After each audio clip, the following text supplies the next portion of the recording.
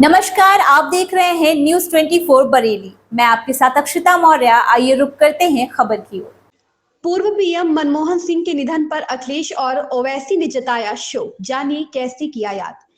पूर्व प्रधानमंत्री मनमोहन सिंह के निधन पर देश भर में शोक की लहर फैल गई है। पीएम मोदी समेत देश के तमाम नेताओं ने शोक व्यक्त किया है। इसी कड़ी में ऑल इंडिया मजलिस ए इत्तेहादुल मुस्लिमीन के अध्यक्ष असदुद्दीन ओवैसी और समाजवादी पार्टी के सुप्रीमो अखिलेश यादव ने भी मनमोहन सिंह के निधन पर शोक जताया है। शानदार प्रधानमंत्रियों में से एक थे मनमोहन सिंह। अखिलेश यादव ने कहा कि डॉक्टर मनमोहन सिंह को भारत के सबसे शानदार प्रधानमंत्रियों में से एक के रूप में याद किया जाएगा।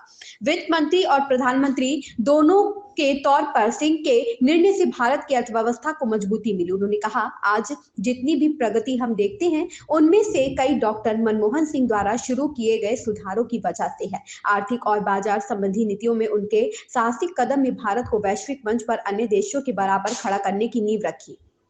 अखिलेश यादव ने मनमोहन सिंह के ज्ञान और व्यवहारिकता दोनों के अनूठे मेले की सराहना करते हुए कहा कि वह एक शानदार अर्थशास्त्री और विचारशील नेता थे। उन्हें कम बोलने के लिए जाना जाता है, लेकिन उनके निर्णय उनके ज्ञान और दूरदृष्टि का बखान करते हैं। उनके कार्यकाल में विभिन्न क्षेत्रों में उल्लेखनीय बदलाव आए। सपा प्रमुख ने कहा, पूरे देश उनके निधन से दुखी है। लोग उनके भाषणों को याद कर रहे हैं। उन्हें भारत के सबसे शानदार प्रधानमंत्रियों में से एक के तौर पर याद किया जाएगा। यादव ने कहा, मनमोहन सिंह भले ही अब इतिहास के पन्नों में चले गए हैं, लेकिन उनका योगदान जीवित रहेगा। उन्हें हमेशा एक ऐसे नेता के रूप में याद किया जाएगा जिसने इस राष्ट्र के कल्याण को प्राथमिकता दी और बेजोड़ समर्पण के साथ काम किया। हाशिए के लोगों का उत्थान करने वाले प्रधानमंत्री के रूप में याद किए जाएंगे, ओवैसी ने कहा।